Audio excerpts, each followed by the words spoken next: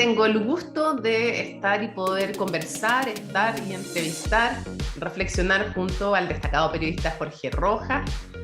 Hoy día conversamos con él por el libro del cual le vamos a contar. Nosotros no estamos acá, pero él también, entre otras cosas, escribió el libro Empresarios Zombies, que dio muchísimo que hablar sobre el uso que se había dado a un método legal, pero, y me hago cargo yo, no te involucro a ti en esto, desde toda perspectiva cuestionable éticamente el uso de las empresas zombie para eludir impuestos.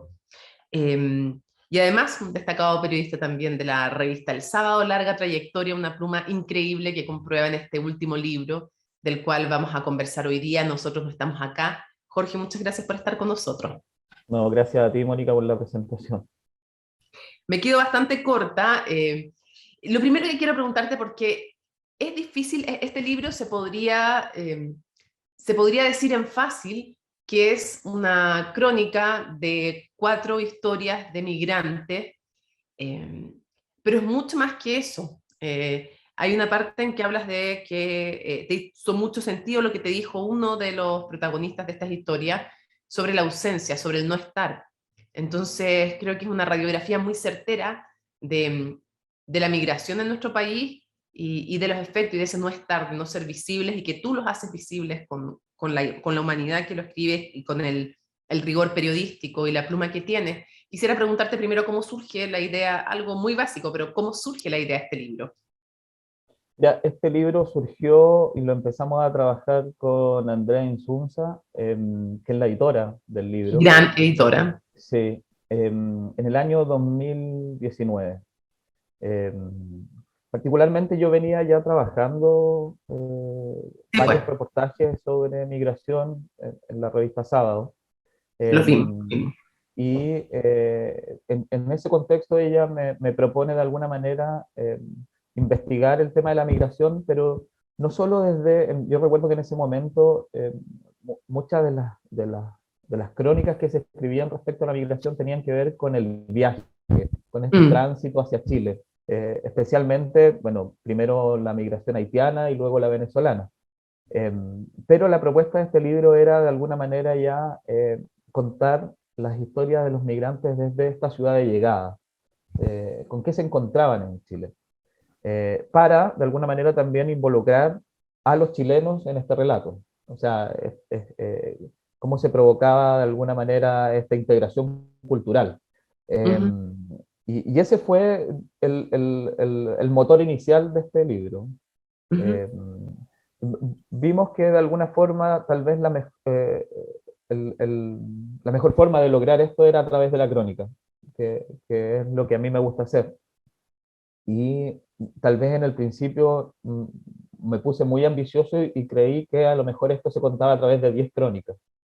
Eh, y claro, en el camino nos empezamos a encontrar con que era bien complejo hacer 10 crónicas sobre migración. Primero porque a lo mejor no es necesario hacer 10 para contarla. Y segundo porque tal vez lo esencial era más que hacer 10 historias distintas, era quedarse mucho Mm. tiempo en unas pocas. Y claro, entre medio también vino la pandemia que complicó mucho más el reporteo. Pero que también cuentas le dio una riqueza también distinta a estas historias, porque pudiste reflejar cómo esa pandemia, cómo se estalló, cómo todos esos procesos le fueron afectando a los migrantes también.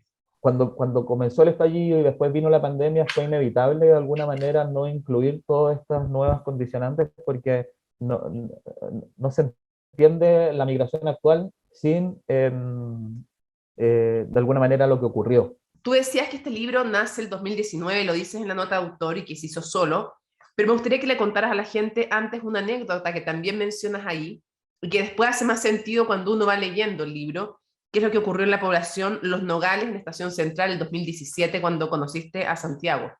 Como yo venía haciendo trabajos de migración para la revista, eh, mi primer acercamiento efectivamente con la migración ocurrió en la población Los Nogales, específicamente por la migración haitiana que se asentó en ese lugar. Eh, yo recuerdo que estaba reporteando una historia sobre unos haitianos que habían fallecido en Chile, que estaban cuyos cuerpos estaban en el servicio médico legal, porque nadie los había retirado. Y ahí conocí al papá de un joven que había fallecido. En verdad, él no había podido retirarlo porque no tenía dinero para enterrarlo. Eh, no en el caso de otros haitianos que estaban solos acá y que no habían familiares que pudieran hacerlo.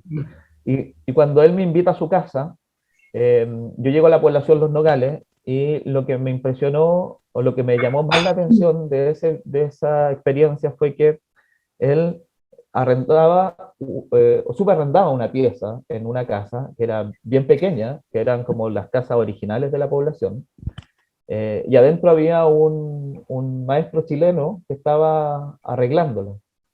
Y no es que estaba arreglándola, la estaba dividiendo la casa. Claro. Entonces, de una casa estaba haciendo 4 piezas. Eh, y claro, conversando, porque sentí curiosidad por esto y le pregunté de quién era la casa y ese tipo de cosas. Él me decía que llevaba prácticamente un año en la población arreglando estas casas. O sea, como que de alguna manera había un fenómeno ahí en el que la población histórica, o sea, los pobladores históricos de ese lugar, habían vendido sus casas a inversionistas que habían creado viviendas comunitarias.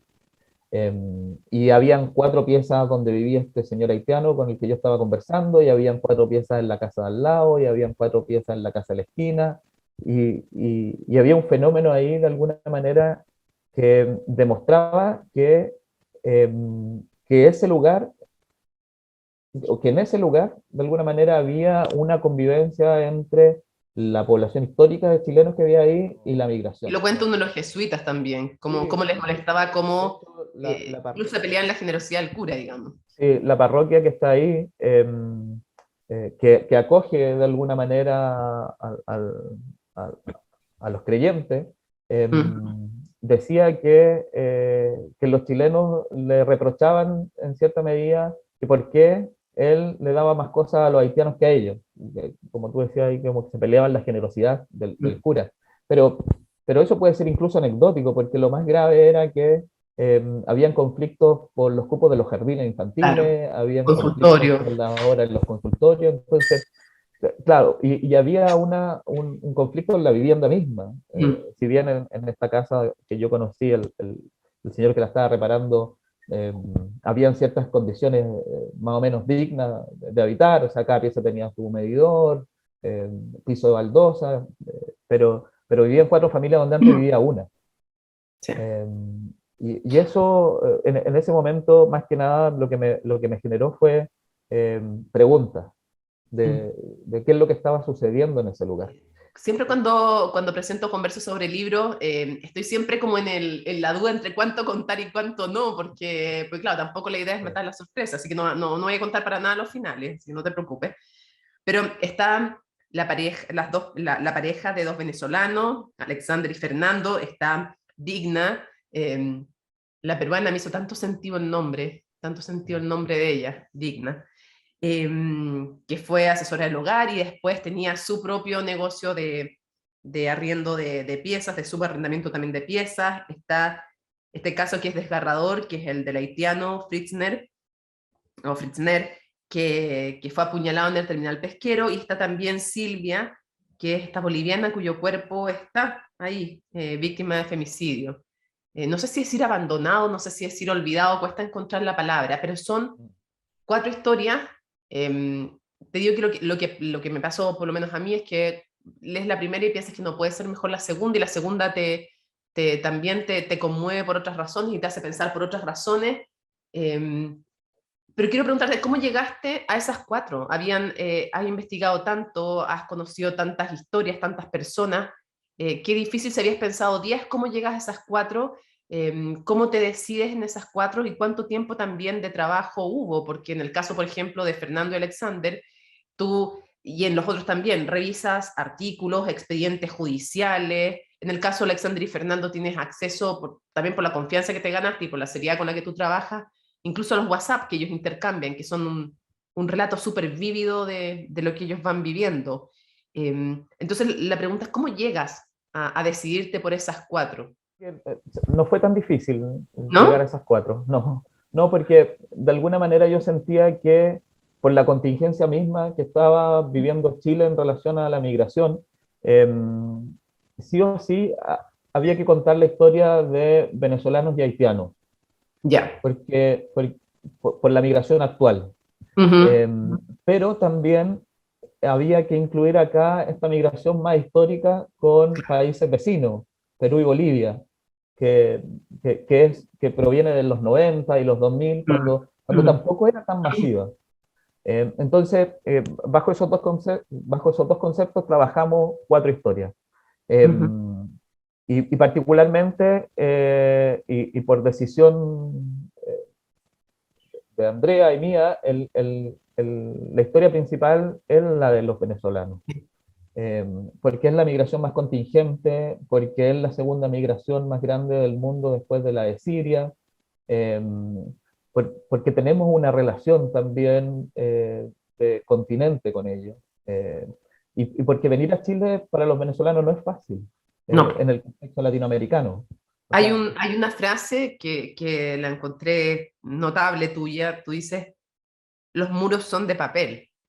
Y das sí, cuenta de lo difícil, de lo engorroso. Y claro, para muchos que lo ven desde afuera, que no lo viven, puede ser lo de los papeles, una burocracia, pero ese papel se termina transformando, ese papel que falta, en una tragedia, en familias rotas, en oportunidades perdidas, en hambre, en miedo, en aprovechamiento por parte de otros.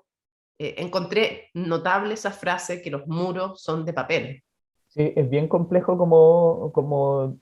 llegar a darse cuenta de alguna manera de que lo único que te detiene del otro lado de la frontera es un documento.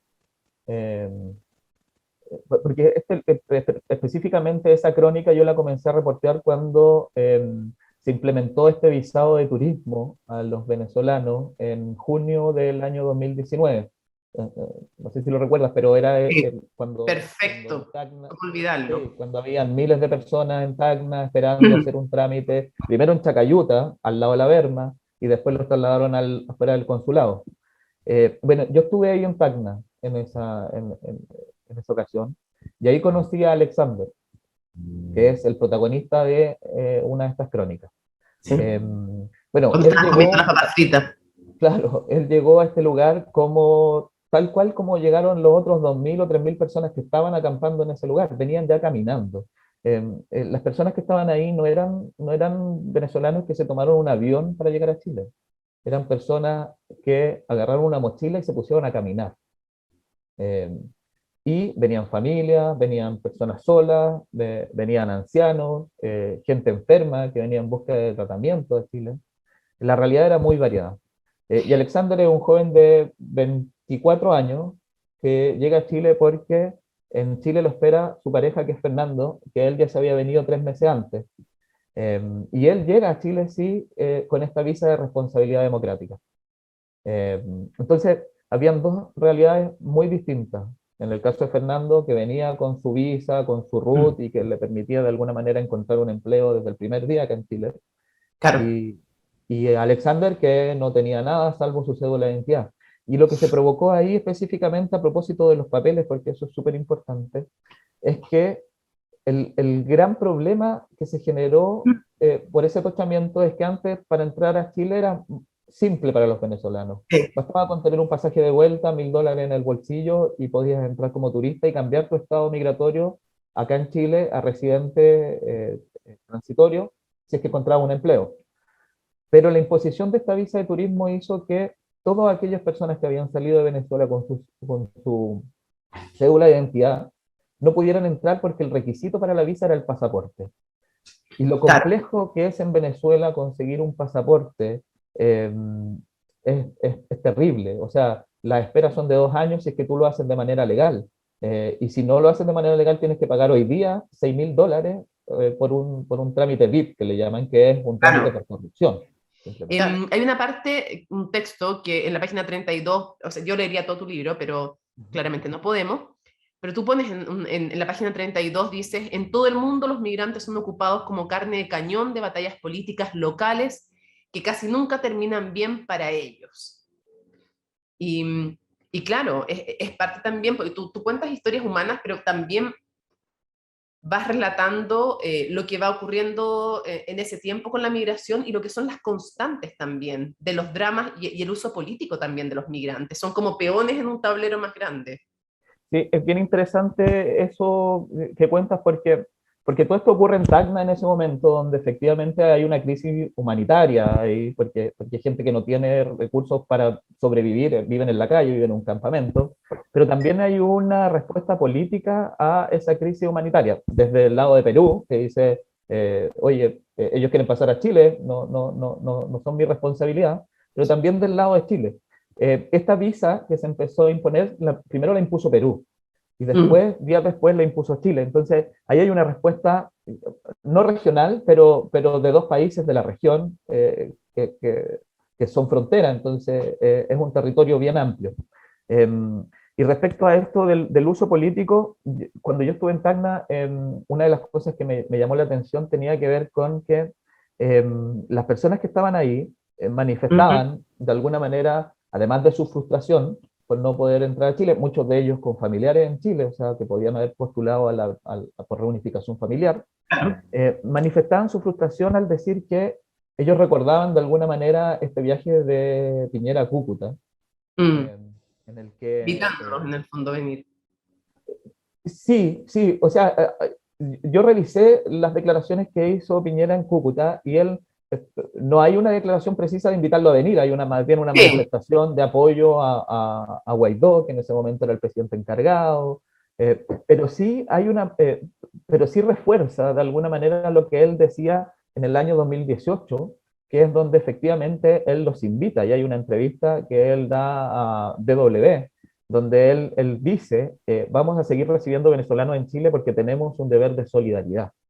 Y en Sí, unas declaraciones a una radio también recuerdo cuando él habla de no solo Chile, sino de la comunidad latinoamericana, del deber de solidaridad que tiene con los pueblos que sufren y califica a Venezuela de dictadura, entonces pareciera bastante lógico también el link. Ahora, es un uso por político que se supuesto. ha hecho siempre y lo hacen distintos sectores y con distintas razones y a veces usando un mismo caso para argumentar cosas completamente opuestas desde dos perspectivas distintas. Entonces ellos venían caminando hacia Chile y de repente se encuentran con esta imposición de visa y dicen, pero aquí hay algo que está mal, porque no es esto lo que yo había entendido.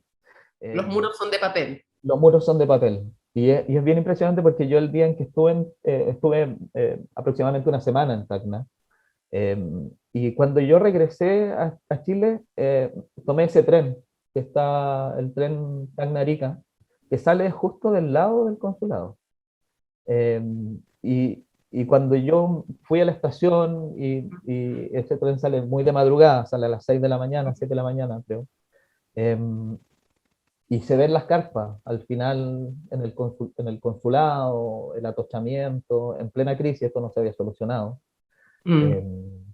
y le pregunto a la persona que atiende ahí en la estación si es que viajan muchos venezolanos y él me dice no, porque no tienen papeles.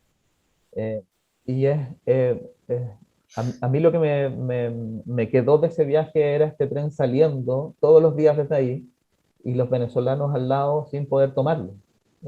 Era tan fácil de alguna manera cruzar la frontera, pero no se podía por este papel. Ese papel que era de alguna manera la posibilidad de obtener en ese momento un visado de responsabilidad democrática, porque ninguno de los que estaban ahí podía demostrar un visado de turismo, eh, partiendo porque no tenían el pasaporte y no tenían los $1000 para ingresar a Chile, ni el pasaje de regreso. Ajá.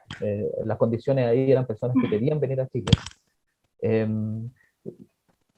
yo hice una solicitud por transparencia, esto mucho después, para saber cuántas de esas personas que habían iniciado su trámite migratorio ahí, estando en Tacna, habían podido efectivamente ingresar a Chile con ese papel.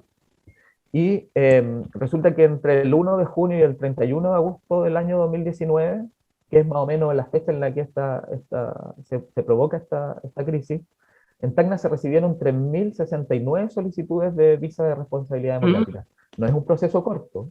La gente espera, le piden más antecedentes, algunos les pedían sus títulos universitarios. Papel de antecedentes de Perú también, que Sí, eso es lo papeles que de a muchos, antecedentes. ¿cómo se le iba a ocurrir en el fondo pensar que no bastaba con el papel de antecedente de Venezuela, sino que como habían pasado por Perú, necesitaban Claro. papel de antecedente de Perú para demostrar que en Perú no habían delinquido. Y había gente que había pasado en Perú de manera clandestina también, entonces pues, técnicamente habían algunos que ni siquiera estaban en Perú. No, po. Entonces Claro. la realidad era muy, muy diferente, había muchas listas distintas de casos distintos, gente que venía con cédula, gente que venía con el pasaporte prorrogado, que tampoco podía pasar, y eso. Pero de las 3.069 visas que se solicitaron, 1.820 se cerraron por falta de antecedentes, o sea, mucha más de la mitad. Ahora, Mm. esas 1.820 personas a las cuales se les cerró la visa en una semana, en septiembre, en la primera semana de septiembre, porque fue un Claro. cierre masivo de visas, eh, no las detuvo ese papel. No. O sea, son personas que cruzaron igual a Chile por pasos no habilitados, que es el caso de Alexander. Alexander es un migrante que entra a Chile, Mm. que intenta 7 veces cruzar a Chile. Mm. Entonces, si a esa convicción no la detiene un papel, nada lo va a detener. Nada.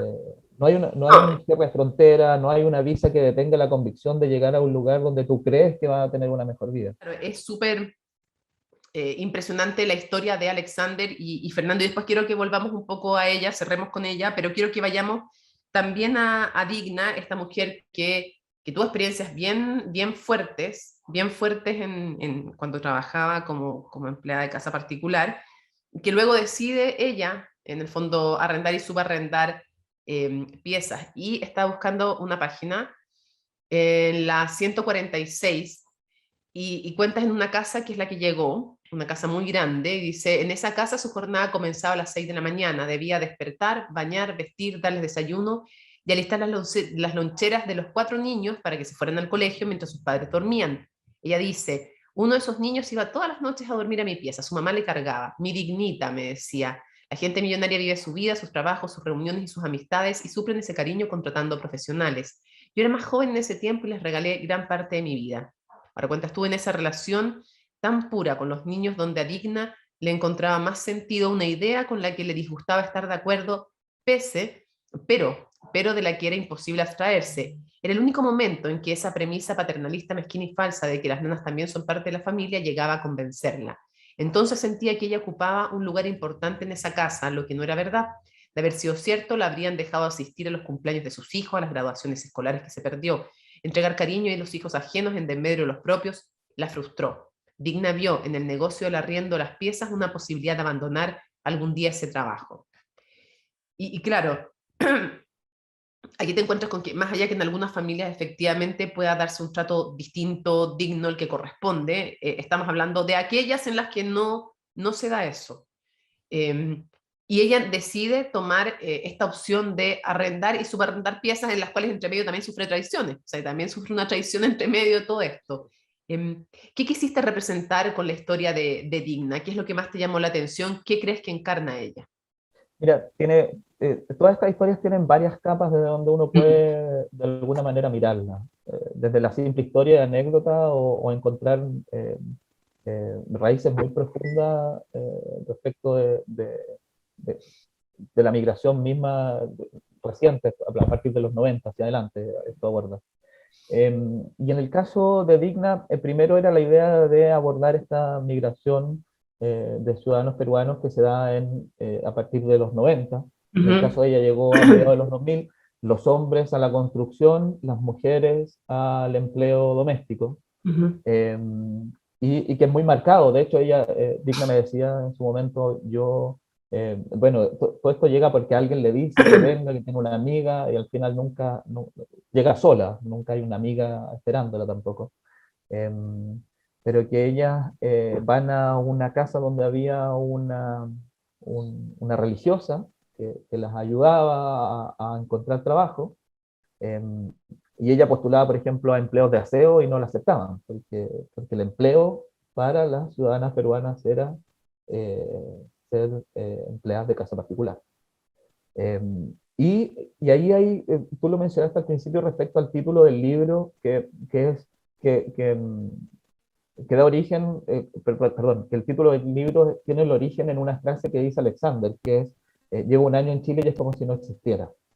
Por eso el libro se llama Nosotros no estamos acá. Todo esto es una lectura que hizo Javier Ortega, periodista también que leyó el Sí, libro y no, cuando ya estaban todas estas historias desplegadas, notó que esto del no estar, del ser invisible, era algo que estaba presente en todas las crónicas y que funcionaba como una especie de música incidental. Mientras uno cuenta las vidas, uno está contando todas, son episodios de invisibilidad. Y en el caso de Digna es bien particular eso, porque su invisibilidad está precisamente en esa época en la que ella trabajó como trabajadora de casa particular. Eh, Claro. en esto que decía ella misma, o sea, eh, si hubiésemos sido como de la familia, yo habría podido ir a la graduación de mi hijo. Y eso hay que entenderlo porque eso no es así. Eso es un trabajo. Que se generen vínculos profundos es algo completamente distinto, pero es un trabajo. O sea, Digna salía los fines de semana y tenía su familia, a la que no veía durante toda la semana y llegaba a su casa y tenía que cocinarle a su hijo para la semana. Tenía otra vida que a ella le interesaba desarrollar. Y claro, se perdió todo lo que no, todo lo que podía ver con las otras familias. Y en el caso de ella, yo quise relatar en parte esa invisibilización. Ella de repente, bueno, ella contaba que cuando su hijo llegó a Chile, como a los 2 años de que ella estuviera acá, eh, y, y para él fue muy chocante como verla a ella como con un delantal cuidando a un niño en una plaza. Eh, y claro, Digna lo que hacía era que en momentos en que ella tenía vacaciones, lo que hacía era venderles las vacaciones a su jefe y se iba con ellos de vacaciones, pero que lo dejaran llevar a su hijo. Ellos comían no en la mesa, sino que en otra mesa, y o sea, no podían usar la piscina. En todas las casas en las que ella estuvo había piscina y no podían bañarse, porque esas eran las normas de la casa. Entonces, es una vida muy invisible, pese a que constantemente le estaban reforzando esa idea de que ella era parte de la familia. Quiero llevarte ahora a otra historia, para que alcancemos a pasar al menos un poquito por todas, porque la siguiente, que tiene que ver con Fresner, con este cargador haitiano apuñalado en el terminal pesquero, quiero buscar la página que destaqué, aquí es la de Digna, acá la tengo, espera un poco. 168, no voy a buscar en 168, aquí está. Tú dices, a comienzo de 2017, sin embargo, la presencia de los haitianos en el terminal pesquero estaba generando roces que pronto comenzarían a bullir. Yo vi acá como un locatario barrió el piso con un haitiano. Negro, concha de tu madre. No sabéis hacer la pega, le decía. Yo iba pasando y le dije, no porque tengáis plata podéis barrer el piso con la gente, no sabéis cara de raja. Que no te vea ningún weón de afuera del terminal diciendo eso porque te van a grabar y va a empezar con esta weá del racismo y todos vamos a salir mal parados. Y al haitiano le dije, ¿sabes qué, compadre? Está bien que usted necesite la pega, pero no tiene que dejarse pasar a llevar por ningún weón. Y luego, otra parte que me impresionó mucho, es cuando cuentas el juicio en contra de quien mata a No, este cargador haitiano. no Perdón, apuñaló, no murió, en contra de quien murió. apuñala, perdón, en contra de quien apuñala, perdón, en contra de quien apuñala. Pero la forma en que lo relata también nos habla de lo que te quiero preguntar. Dice, aquí está la página, dice, encontré quien lo apuñala. Bueno, todo partió un viernes tipo 2 de la mañana en el terminal pesquero con un cansancio tremendo porque se trabajaba de noche y para eso nosotros tenemos que mantenernos con droga, con cocaína y alcohol. Después de una larga noche de trabajo, el próximo día yo volví al terminal y me encontré con este muchacho. Yo venía con 2 amigos y él venía con 2 amigos. Ellos andaban con la misma condición que yo y resultó que discutimos, hubo un roce, un choque de palabras y por ahí se formó una pelea. Yo fui y actué mal en tomar el cuchillo y pegarle en la pierna, pero eso no fue por racismo querer matarlo, al contrario, fue un error que cometí porque estaba drogado, curado, cansado y con problemas familiares. Yo tengo hijos, familia, soy una persona de trabajo, no tenía por qué haber actuado de esa manera, pero todos estos cargos no son así. Que yo lo quisiera matar o que odiara a los negritos, negritos. Al contrario, por mí que ellos vinieran al país a realizarse y superarse, para mí es bonito eso, porque a las finales habla bien de nuestro país, que acogimos a los extranjeros que son patos. Son como 30 haitianos los que han llegado a trabajar al terminal. A él no lo conocía, sí lo había visto 1 o 2 veces y después lo pudo haber confundido, porque son todos iguales. Se formó una discusión por el solo hecho de esa talla que uno les dice, que son macisis. Hubo golpes en de las dos partes. Yo no sé qué significa esa palabra. Yo les decía agresiones verbales, giles culiados, una cuestión así, o sacarle la madre, pero de ahí a discriminarlos, no fue así. Mire, yo andaba con dos más y uno de esos cabros con los que andaba fue el que empezó a darle jugo a los negritos. Esa fue la weá.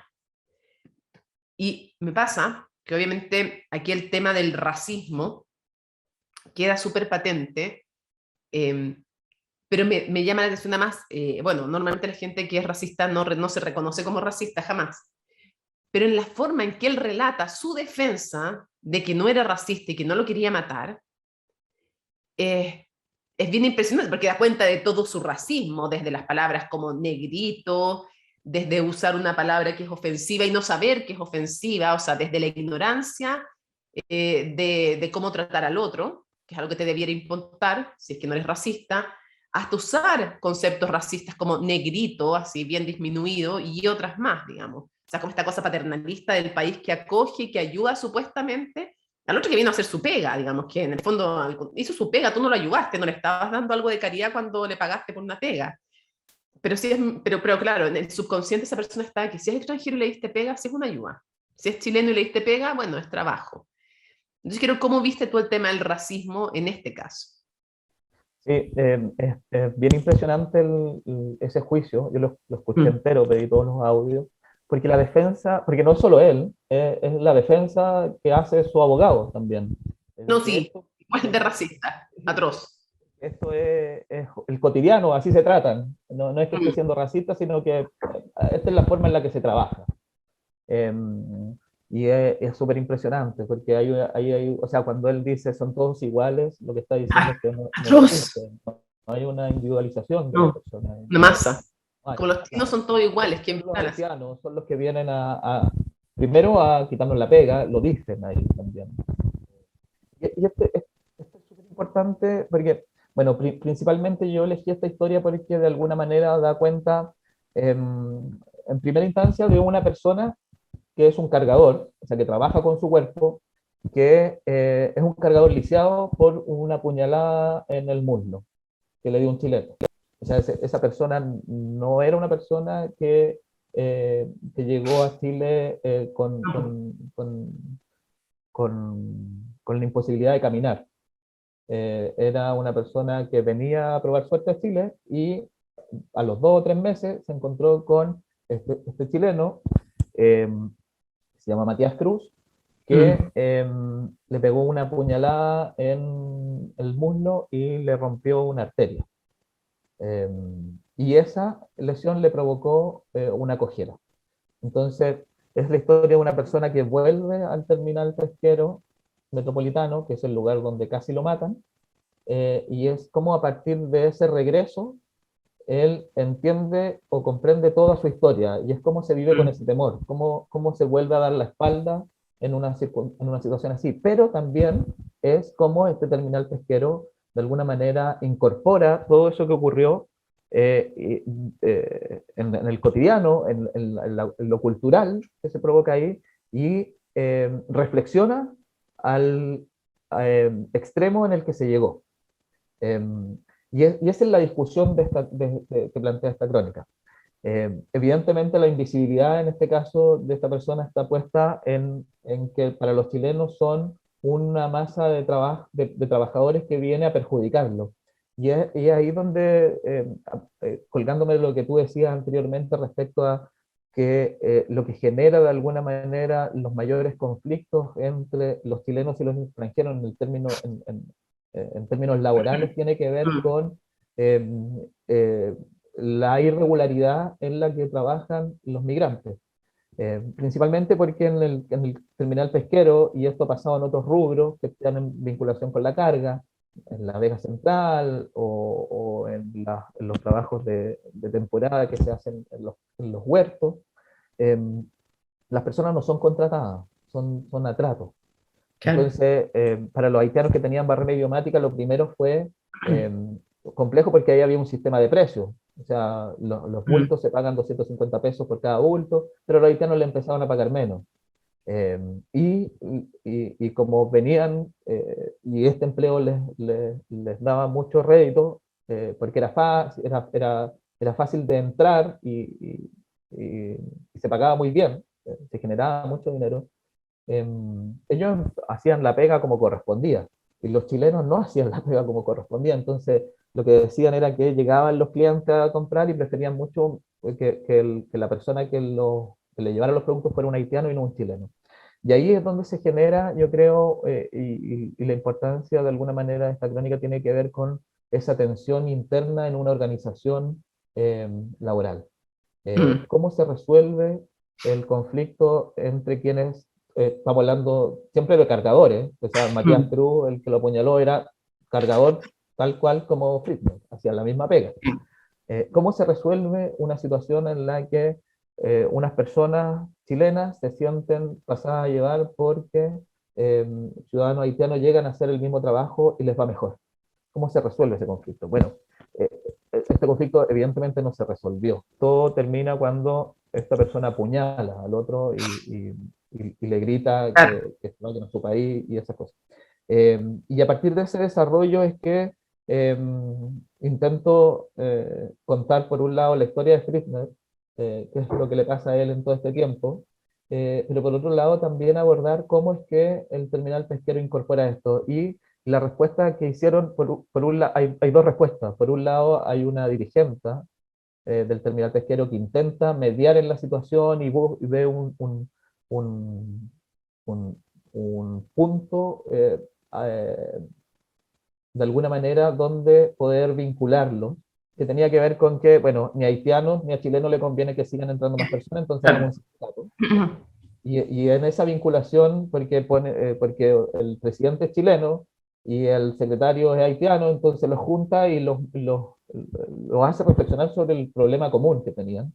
Y ahí se empiezan a resolver un poco los conflictos.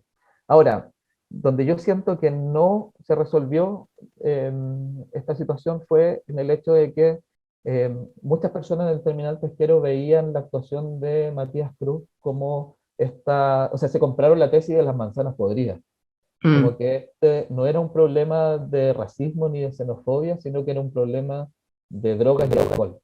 claro. Entonces, no, es Matías que tiene problemas de adicción y por eso él se sale de sí y apuñaló a otra persona. Pero cuando tú escuchas a Matías en el juicio, cuando tú hablas con Matías ya preso, eh, Matías sigue siendo racista aunque no lo sepa. Que no, él no tiene ni una conciencia de que, claramente no tiene ni una conciencia de que es racista. Quiero que avancemos con la historia final, la de Silvia, que finalmente, no sé cuánto te costó, parece que bastante que María, que su vecina, te ayudara. Al final ella dice que se decide ayudarte.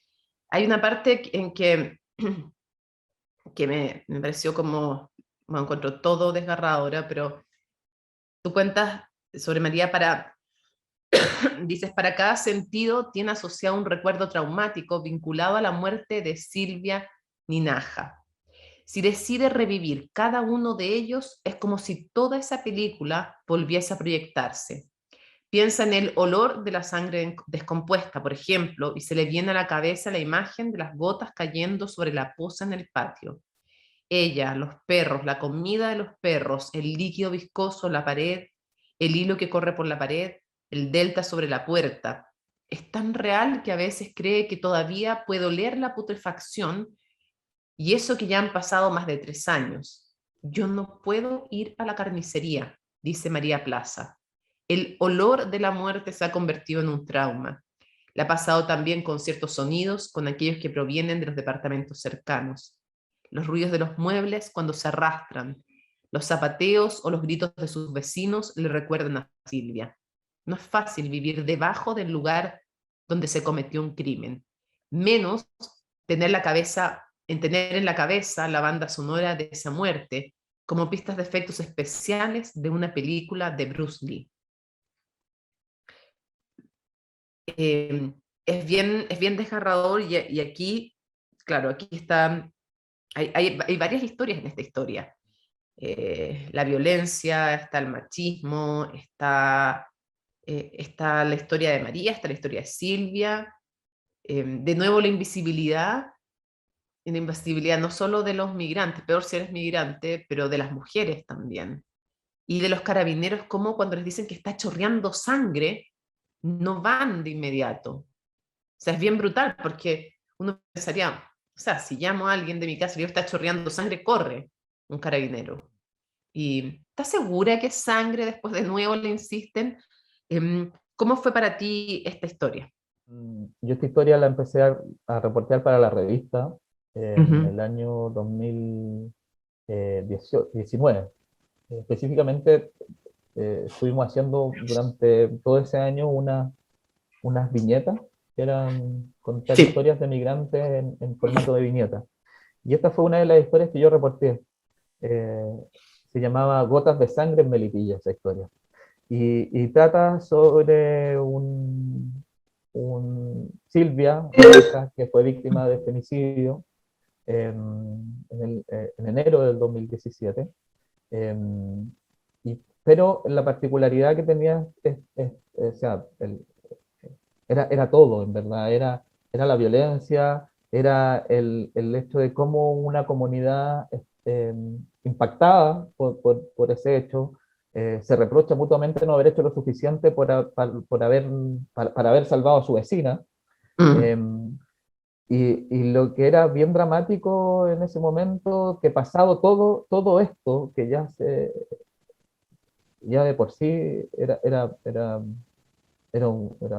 terrible, de todo punto de vista, el cuerpo de Silvia llevaba en ese tiempo un año en el servicio médico legal de Melipilla sin que alguien lo hubiese reclamado.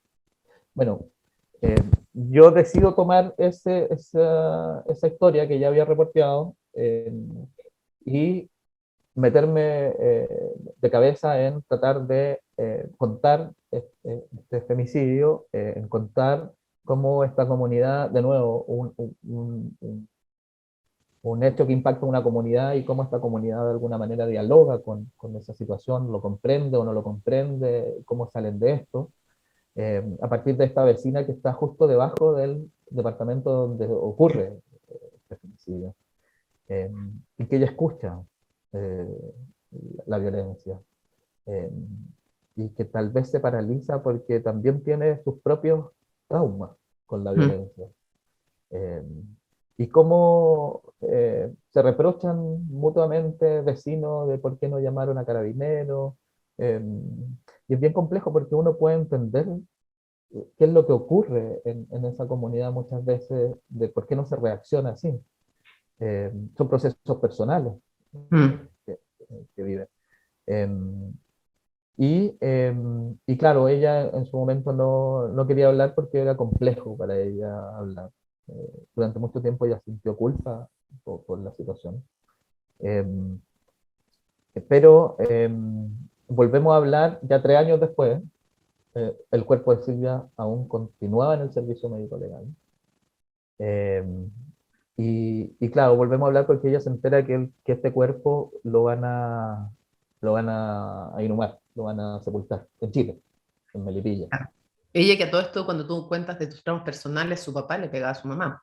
Sí, sí. Entonces ella me dice, yo tengo cicatrices en el cuerpo, y no solo en el cuerpo, o sea, es todo, es la Mm. violencia. Entonces, eh, es- ella me dice, yo me ponía entre mi mamá y mi papá para que no le pegaran, y me pegaban a mí, mi papá me pegaba a mí. Entonces, eh, claro, es parte de la explicación de por qué ella se paraliza cuando Mm. escucha, ve o siente la violencia. Por eso estos recuerdos respecto a todo lo que ocurría, porque Claro. no es solo lo que escuchó esa noche, es que 3 días después empieza a chorrearle la sangre del cuerpo de Silvia que había quedado eh, escondido en la terraza. Mm. Y eso bueno, es un trauma completo, eso que. Horroroso. Eh, y bueno, el cuerpo de Silvia deja este abandono temporal en el que estaba en el servicio médico legal, porque nadie la reclamó, porque los esfuerzos que se hicieron por encontrar a los familiares tal vez no fueron suficientes. eh, y lo deja porque la pandemia generó mucha presión en los servicios médicos legales, Mm. con la cantidad de fallecidos que llegaban. eh, y bueno, había que hacer espacio, gestionar la pandemia. Y deciden, ahí habían en el Servicio Médico Legal de Melipilla 3 cuerpos que estaban abandonados hace mucho tiempo. El de Silvia, el que llevaba más tiempo, llevaba 3 años, más de 1000 días. Eh, Había otro de un haitiano y un chileno que llevaban 1 año. Y los sepultan a todos el mismo día, en septiembre del año pasado. Yo fui a ese funeral. Fue el único que sabía que la persona que estaba dentro de ese ataúd se llamaba Silvia. Eh, porque es un trámite, es bien frío, pero también es la forma en la que se hace. Esas, em, y a ella la enterraron en el servicio, perdón, en el cementerio de Melipilla, y después yo traté de contactar a la familia de Silvia. Bueno, durante todo este tiempo en el que yo trabajé en el libro, que fueron 2 años, porque yo trabajé estas crónicas en paralelo durante 2 años todas. Entonces, cambiaba chip a cada rato para meterme en profundidad en alguna. Y en estos 2 años yo traté de ubicar a la familia de Silvia para decirle que esto iba a pasar en algún momento, que Silvia la iban a sacar del servicio médico legal y la iban a inhumar, para ver la posibilidad de repatriarla, su cuerpo, su ceniza, no sé, lo que fuera. Eh, y nunca me, alguien me contestó. Yo buscaba en Facebook, para mala suerte, la combinación de su apellido es muy común, entonces no me aparecían Mm. los familiares hasta que leí el expediente porque el agresor de Silvia se entregó en Sucre. Él viajó con sus hijos y se fue a entregar a Bolivia. Cruzó la frontera después de haber cometido un crimen. Inentendiblemente, cuando la policía, yo lo estaba buscando acá, este tipo ya estaba en Bolivia y se había entregado a la policía allá. Eh, entonces, como los crímenes entre connacionales, en este caso 2 ciudadanos bolivianos, se pueden juzgar en el país de origen, a esta persona lo juzgaron allá y lo condenaron. eh, y ahí yo me enteré de que el padre de Silvia había pedido, pocos días después de enterarse de la muerte de su hija, por la prensa en Bolivia, que repatriaran a su hija. Ahora, la particularidad es que el papá de Silvia estaba preso en Bolivia por violación. Y este señor, que se llama Cirilo Paco, que es el que mató a Silvia, llega a la misma cárcel donde estaba el papá y al mismo pabellón donde vivía, en la cárcel. Yo nunca supe qué relación se dio ahí, pero con un papá preso por violación, con una pareja asesina que se entrega en Bolivia, el cuerpo de Silvia, o sea, No. nadie se preocupó de ella después de saber lo que había pasado ni nada. Quisiera preguntarte dos cosas para cerrar. La primera es porque tú eres de Linares. Sí. Yo me acuerdo una vez que leía, al final todos somos migrantes, todos fuimos, somos o seremos migrantes, decía un libro, porque claro, o venimos de familias que vinieron en lo inmediato, bastante inmediato de otros países, o migramos nosotros dentro de nuestro país, o lo vamos a tener que hacer, o nuestros hijos, nuestros nietos lo van a tener que hacer, si es que hay, nuestros amigos. Em, ¿En algo te influyó el ser migrante dentro del país? Los que venimos de provincia hemos vivido de alguna forma, ni comparado ni de cerca lo que han vivido los que tú retratas en tus crónicas, pero el dejar el lugar de origen, es siempre un cambio. Em, Quiero preguntarte si eso en alguna forma influye en la mirada con la que tú escribes y también para cerrar, ¿qué te hizo reflexionar sobre las políticas migratorias en nuestro país? Yo no sé si eso influirá, o sea, si mi propia historia personal influirá o influyó de alguna manera en cómo abordé esta historia, porque esta reflexión yo la hago en la nota de autor. De alguna manera Digo, guardando absolutamente todas las proporciones, porque en ningún Sí. caso me gustaría comparar mi historia, que no es nada en comparación con la historia que han vivido los protagonistas del libro. Pero claro, yo nací en Linares, que es una zona agrícola, me vine a Mm, Santiago a estudiar, eh, me quedé acá en Santiago, o sea, migré no tan lejos, de 300 kilómetros para acá. Mi mamá, asesora del hogar, empleada trabajadora particular, que migró del campo también a la ciudad. Mi papá lo mismo, en busca de empleo, como muchas personas que migran hacia los empleos mineros también. ujú, Eh, lo que yo, o sea, esa historia personal está puesta ahí porque de alguna manera yo siento que a lo mejor esta experiencia migratoria puede resultar un poco ajena, o sea, me refiero a la experiencia migratoria de los migrantes que efectivamente atraviesan un continente para llegar a Chile, le puede ujú, resultar un poco ajena a las personas que no lo han vivido, que no tienen una experiencia cercana. Y lo pongo porque no hay que ir a buscar una migración tan compleja y mm, lejana como para tratar de entenderla. sí. Porque las personas que viajan por Chile buscando empleo son Mm, millones. Eh, las que se desplazaron en su momento del campo a la ciudad son millones. Entonces, eh, esa reflexión está puesta ahí eh, porque al final el sentimiento migratorio o que genera de alguna manera lo que los migrantes dejan en su lugar de origen, eh, también puede resultar fácil de explicarse en las propias vidas de las personas. Sobre las políticas migratorias, yo creo que en el prólogo lo dice Florencio Ceballos también, mm, de que este no es un tema de fácil solución. Eh, y que esa mirada castigadora que expulsa migrantes masivamente en aviones y que hace una puesta en escena para que esto signifique, para que esto genere temor en las mm, personas que están pensando venir a Chile, pero también temor en los que ya están en Chile. Eh, no es una política que funciona, esa es una opinión personal a la que una, yo soy bien de pocas convicciones, pero en esta sí yo creo que puedo tener la convicción de que no funciona, porque los números lo dicen. O mm, sea, se cerraron las fronteras, se impusieron visados y el año pasado entraron 8.000 personas por pasos no habilitados, 8.000 que se autodenunciaron. Es lo que sabemos, es la cantidad que sabemos. Van 6.000 este año que se autodenunciaron. El alcalde de Colchane decía hace un par de días que la militarización de la zona no ha evitado que los migrantes crucen. O sea, estos muros de papel mm, no detuvieron el avance de los migrantes, eh, porque es lo que pasa en el mundo. O sea, no es una realidad propia de Chile. Y esto podría estar tal vez bien comprobado, que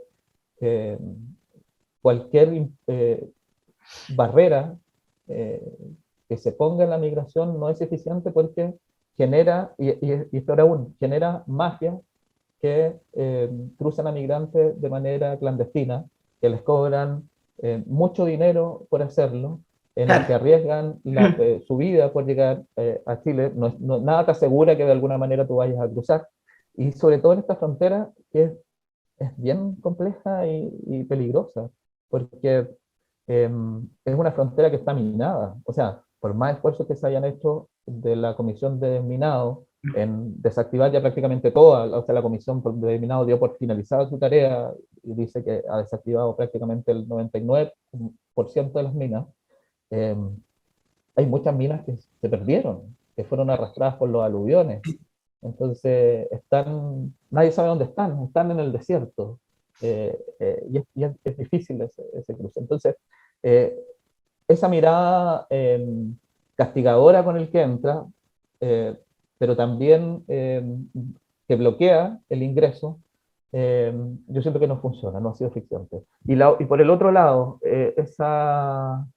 esa mirada un poco asistencialista respecto a la migración tampoco es eficiente en ese sentido, porque más que asistencialismo, los migrantes necesitan de alguna manera ese reconocimiento de igual a igual con las personas que viven acá, o sea, que sus hijos puedan acceder a cupo en el jardín, que sus hijos puedan acceder ahora en el consultorio, o ellos mismos en el consultorio, eh, y eso lo tiene que proveer el Estado.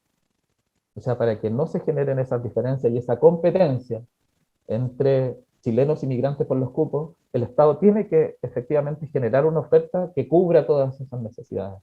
Jorge, quiero felicitarte por este libro. Bueno, Andrea es una gran editora también, evidentemente, o sea, tremenda, tremenda editora, tremendo trabajo que hace la UDP también con esta línea dentro de sus ediciones. Nada, y agradecerte porque por el trabajo serio, riguroso, hiper, mega reporteado. Además, es un libro que se sufre y se disfruta porque está muy bien escrito, y se sufre porque las historias son desgarradoras. O sea, el comienzo, cuando quienes escuchen esto, cuando lean las primeras frases y se acuerden del bolso, es algo, es muy brutal. Cuántas vidas, cuántas historias, cuántas memorias caben en un bolso, cuántos bolsos necesitarías para poder echar tu vida ahí, ¿no? Y el protagonista tiene uno. Así es que, nada, agradecerte porque finalmente cumples el rol de periodista, de escritor, de narrador, de visibilizar a los invisibles, y no sé si hay una misión más importante para un periodista que dar voz, cara, sonido, todos esos sentidos que tú retratas en una de la historia a quienes son invisibilizados por la sociedad. Y en este caso los migrantes, creo yo, junto con minorías étnicas y con las personas con discapacidad, son de los más invisibles en general en todas las sociedades. Así que ha sido un gusto y un dolor leer tu libro, ambas sensaciones siempre juntas. Y nada, reitero la admiración que ya tenía por tu trabajo, el respeto también por el trabajo que realiza. Así es que gracias por haber estado también en esta conversación. No, gracias a ti, Mónica, por la conversación. Muchas gracias a ustedes por habernos acompañado, y no dejen de leer este libro, para que ellos sí estén acá, para que ellos sí sean visibles.